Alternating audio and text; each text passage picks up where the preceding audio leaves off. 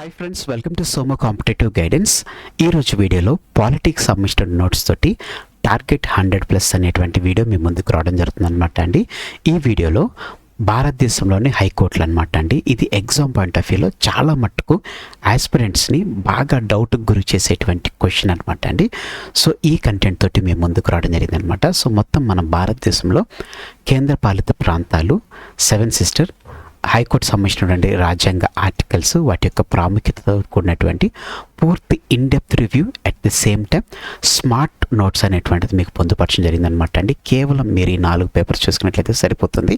అలాగనే మాక్ క్వశ్చన్స్ అనేటువంటిది కూడా మీకు వేయడం జరిగిందనమాట. మీరు చదువుకున్న తర్వాత దేనికి కరెక్ట్ ఆన్సర్ అనేటువంటిది మీరు కింద కామెంట్ సెక్షన్లో కమెంట్ చేయడం సరిపోతుంది. అట్లానే మీకు ఫైనల్ ఫార్ములా క్యాప్సిల్ అనేటువంటిది మీకు వేయడం జరుగుతుంది అనమాట అండి. కొన్ని ఎగ్జామ్ పాయింట్ ఆఫ్ వ్యూలో ఇంపార్టెంట్గా ఉండేటువంటిది అనమాట అండి.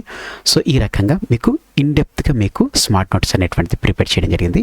ఇక మనం ఏమాత్రం లేట్ చేయకోకుండా కంటెంట్లోకి మనం వెళ్ళిపోదాం. ఫస్ట్ ఆఫ్ ఆల్ కేంద్రపాలిత ప్రాంతాలు. ఈ కేంద్రపాలిత ప్రాంతాల్లో చూసుకున్నట్లయితే కనుక మనకి హైకోర్ట్స్ అనేటువంటిది ఎలా డిస్ట్రిబ్యూట్ అయినాయి అనేటువంటిది మనం చూద్దాం అనమాట అండి. అండమాన్ అండ్ నికోబార్ దీవులకు చూసుకున్నట్లయితే కనుక కలకత్తా హైకోర్టు ఉంటుంది.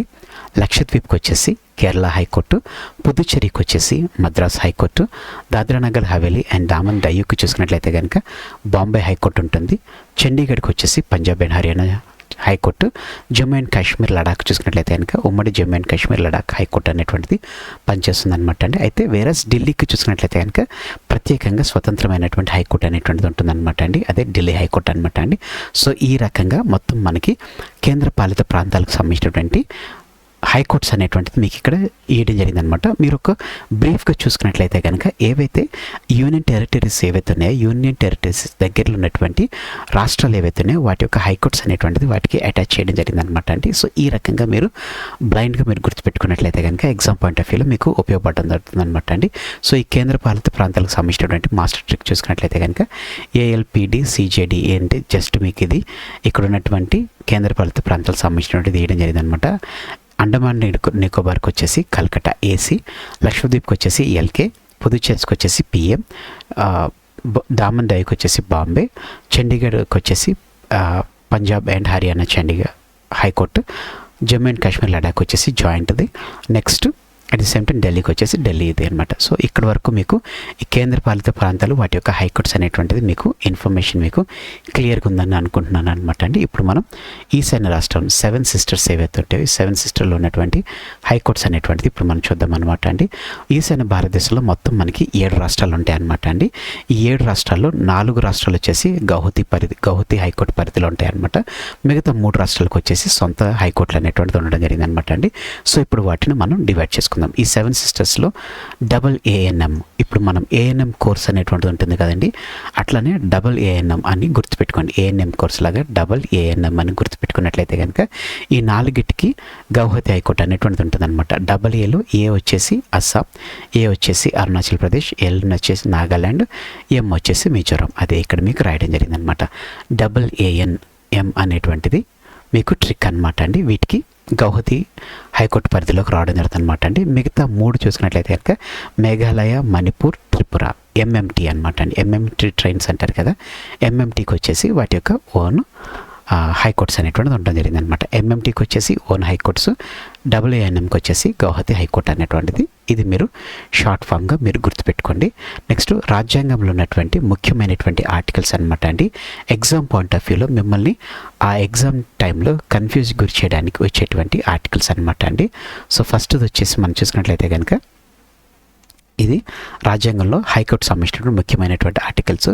యూజువల్గా మనకి సుప్రీంకోర్టుకి వచ్చేసి 124 ఉంటుంది, వేరేస్ హైకోర్టుకి వచ్చేసి 214 ఉంటుంది అనమాట. +90 యాడ్ చేస్తే వచ్చేస్తుంది అనమాట. ఎగ్జామ్ పాయింట్ ఆఫ్ వ్యూలో మీకు హైకోర్టు సంబంధించినటువంటి ఆర్టికల్ ఏది అనేటువంటిది క్వశ్చన్ ఇస్తారు. కింద మీకు ఆప్షన్స్లో ఆర్టికల్ 124 ఇస్తారు, ఆర్టికల్ 214 ఇస్తారు మిగతా వాటితో పాటు, ఎందుకంటే మిమ్మల్ని కన్ఫ్యూజ్ గురి చేయడానికి. సో అప్పుడు మీరు గుర్తుపెట్టుకోవడానికి ఏంటంటే +90 చేస్తే 214 వస్తుంది, అది హైకోర్టు సంబంధించినటువంటిది.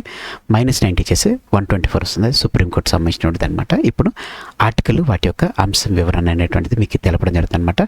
ఆర్టికల్ 214 ఏం చెప్తుందని మనం చూసుకున్నట్లయితే ప్రతి రాష్ట్రానికి ఒక హైకోర్టు ఉండాలి. ఆర్టికల్ 214 ప్రతి రాష్ట్రానికి ఒక హైకోర్టు ఉండాలని చెప్పి తెలపడం జరుగుతుంది. ఆర్టికల్ 215 వచ్చేసి హైకోర్టు రికార్డు న్యాయస్థానం అని చెప్పేసి కోర్ట్ ఆఫ్ రికార్డ్. హైకోర్టు అనేటువంటిది ఒక రికార్డ్ న్యాయస్థానం. అంటే హైకోర్టు ప్లేస్మెంట్ ఎట్లా ఉంటుంది, హైకోర్టు విధి విధానం ఎట్లా ఉంటుంది అనేటువంటిది తెలుపుతుంది అనమాట. అది ఒక కోర్ట్ ఆఫ్ రికార్డ్ అని చెప్పి తెలపడం జరిగింది అనమాట అండి. ఆర్టికల్ 216 వచ్చేసి హైకోర్టుల నిర్మాణం ఏర్పాటు గురించి తెలపడం జరుగుతుంది అనమాట అండి. ఆర్టికల్ 214 వచ్చేసి హైకోర్టు ఉండాలి, ప్రతి రాష్ట్రానికి హైకోర్టు ఉండాలని చెప్తుంది. హైకోర్టు యొక్క డ్యూటీ చెప్తుంది అనమాట అండి, అది కోర్ట్ ఆఫ్ రికార్డు ఉంటుందని చెప్పేసి. నెక్స్ట్ ఆర్టికల్ 216 వచ్చేసి హైకోర్టుల నిర్మాణం మరియు ఏర్పాటు గురించి తెలుపుతుంది అనమాట అండి. ఆర్టికల్ 217లో హైకోర్టు న్యాయమూర్తుల నియామకం, పదవి నిబంధనలు అనేటువంటిది ఆర్టికల్ 217లో ఉండడం జరుగుతుంది అనమాట అండి. నెక్స్ట్ ఆర్టికల్ 226లో చూసినట్లయితే కనుక రిట్స్ హైకోర్టులో రిట్స్ అధికారాలు ఉంటుంది అనమాట. మ్యాండమస్ అని చెప్పేసి ఇవి ఇట్లా ఉంటాయి కదండి. సో ఈ రిట్స్కి సంబంధించినటువంటిది తెలుపుదని జరుగుతుంది అనమాట. ఈ రిట్స్ సంబంధించినటువంటి కూడా నేను మీకు ఒక స్మార్ట్ నోట్స్ అనేటువంటిది ప్రొవైడ్ చేయడం జరుగుతుంది. నెక్స్ట్ ఆర్టికల్ 227 చూసినట్లయితే కనుక సబార్డినేట్ కోర్ట్స్, అధీన న్యాయస్థానాల పర్యవేక్షణ అధికారం. అంటే మనకి ఇప్పుడు సబార్డినేట్ కోర్ట్స్లో చూసుకున్నట్లయితే కనుక హైకోర్టు కాకుండా మనకి మిగతా డిస్ట్రిక్ట్ కోర్ట్స్ వీటిలో ఉంటాయి కదా, వీటికి సంబంధించినటువంటి అధీన న్యాయస్థానాలపై హైకోర్టు అనేటువంటిది పర్యవేక్షణ కలిగి ఉంటుందని చెప్పేసి ఆర్టికల్ 227 తెలుపుతుంది. ఆర్టికల్ 231 చూసినట్లయితే కనుక 2 లేదా అంతకంటే ఎక్కువ రాష్ట్రాలకు ఉమ్మడి హైకోర్టు అనేటువంటిది ఉంటుందని చెప్పి తెలపడం జరిగింది అనమాట. మీకు క్లియర్గా మీకు కింద మెన్షన్ చేయడం జరుగుతుంది. అయితే ఫస్ట్ ఆఫ్ ఆల్ మనం ఇందాక చూసుకున్నట్లయితే కేంద్రపాలిత ప్రాంతాల్లో మనకు రెండింటికి కలిపి 3టికి కలిపి ఒక హైకోర్టు అనేటువంటిది వేయడం జరిగింది కాబట్టి సో అట్లా దానికి సంబంధించినటువంటి డీటెయిల్స్ అనేటువంటిది ఇక్కడ మీకు తెలపడం జరుగుతుంది అనమాట అండి. సో 2 లేదా అంతకంటే ఎక్కువ రాష్ట్రాలకు ఉమ్మడి హైకోర్టు ఉంటుంది.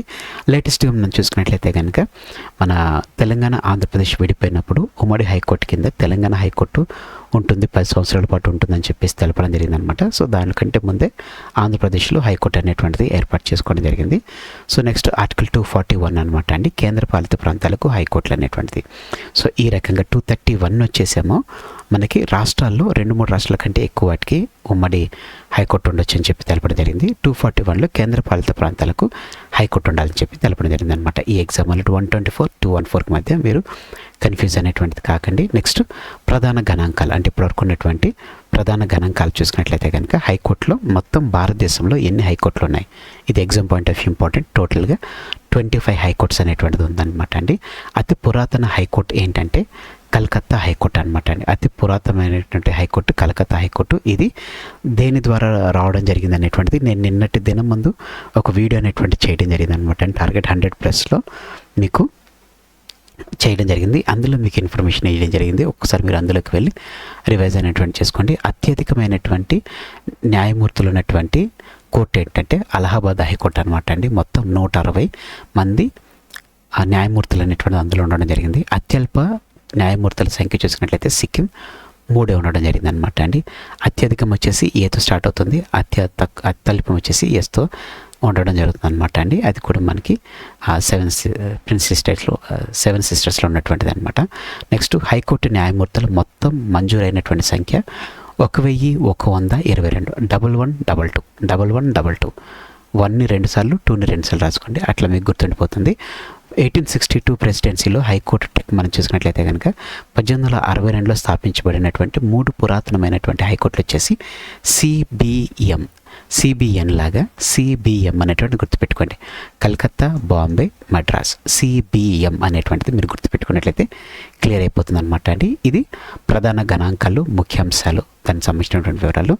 ఇప్పుడు మీకు దీనికి సంబంధించినటువంటి క్వశ్చన్స్ అనమాట అండి. వీటి ఆన్సర్స్ అనేటువంటిది మీరు కింద కామెంట్ సెక్షన్లో కమెంట్ అనేటువంటి చేయండి అండి.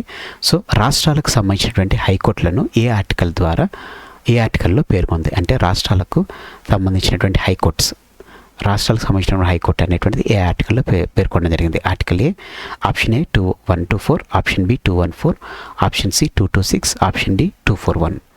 సమాధానం ఫస్ట్ దాని సమాధానం, సెకండ్ దాని సమాధానం, థర్డ్, ఫోర్త్, 5, 6 ఇట్లా 6 సీట్కి ఏ సమాధానం అనేటువంటిది మీరు కింద కామెంట్ సెక్షన్లో కామెంట్ చేయండి. నెక్స్ట్ లక్షద్వీప్ ఏ హైకోర్టు పరిధిలో వస్తుంది అనేటువంటిది question. Option A Bombay, option B Madras, option C Kerala, option D Calcutta. దీని సమాధానం మీరు కింద కామెంట్ సెక్షన్లో కామెంట్ చేయండి. గౌహతి హైకోర్టు పరిధిలో లేనిది రాష్ట్రం ఏది అనేటువంటిది ఇక్కడ ఇచ్చారనమాట అండి. Option A Assam, option B Nagaland, option C Mizoram, option D Tripura. గుర్తుపెట్టుకోండి, గౌహతి హైకోర్టు పరిధిలో ఉన్నటువంటి 4 రాష్ట్రాలు వచ్చేసి AANM అని చెప్పేసి ANM కింద మీకు గుర్తు చేయడం జరిగిందనమాట అండి. సపరేట్గా 7 సిస్టర్స్లో సపరేట్గా మనకి స్టేట్స్ హైకోర్టు కలిగినటువంటి రాష్ట్రాలు వచ్చేసి MMT అని చెప్పేసి మీకు తెలపడం జరిగింది అనమాట. దాన్ని బట్టి మీరు చెప్పండి ఆన్సర్ అనేటువంటిది మీరు కింద కామెంట్ సెక్షన్లో కామెంట్ చేయండి. భారతదేశంలోని అతి పురాతనమైన హైకోర్టు ఏది? Bombay high court. Option B Madras, option C Calcutta, option D Allahabad court. దీనికి సంబంధించిన నేను వీడియో చెప్పానని చెప్పేసి తెలపడం జరిగింది. సో దాన్ని బేస్ చేసుకుని ఈ ఆన్సర్ అనేటువంటిది రాయండి. నెక్స్ట్ ఆప్షన్ 5th క్వశ్చన్ చేసుకున్నట్లయితే ఆర్టికల్ 226 దేనికి సంబంధించినటువంటిది? ఆప్షన్ ఏ న్యాయమూర్తుల నియామకం, ఆప్షన్ బి రిట్లు జారీ చేసే అధికారం, option C supreme court, option D high court, ఉమ్మడి హైకోర్టు సంబంధించినటువంటిది. నెక్స్ట్ ఆప్షన్ 6th క్వశ్చన్ చూసినట్లయితే జమ్మూ అండ్ కాశ్మీర్ మరియు లడాక్ ఏ హైకోర్టు పంచుకుంటాయి అనేటువంటిది క్వశ్చన్. ఆప్షన్ ఏ వచ్చేసి పంజాబ్ హర్యానా, ఆప్షన్ బి వచ్చేసి ఢిల్లీ హైకోర్టు, ఆప్షన్ సి వచ్చేసి Jammu and Kashmir Ladakh high court, option D వచ్చేసి హిమాచల్ ప్రదేశ్ హైకోర్టు అనమాట అండి. సో ఈ 6 క్వశ్చన్లకి మీ సమాధానాలు అనేటువంటిది కింద మీరు కామెంట్ సెక్షన్లో కామెంట్ అనేటువంటి చేయండి.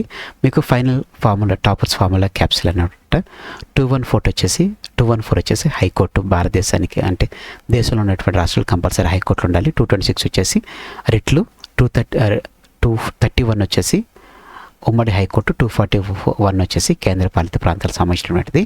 నెక్స్ట్ 7 సిస్టర్స్లో గౌహతికి సంబంధించినటువంటిది స్టేట్స్ వచ్చేసి AANM, సొంత హైకోర్టులు ఉన్నటువంటిది MMT అనమాట అండి. మొత్తం హైకోర్టులు భారతదేశంలో 25 హైకోర్టులు ఉండడం జరిగింది.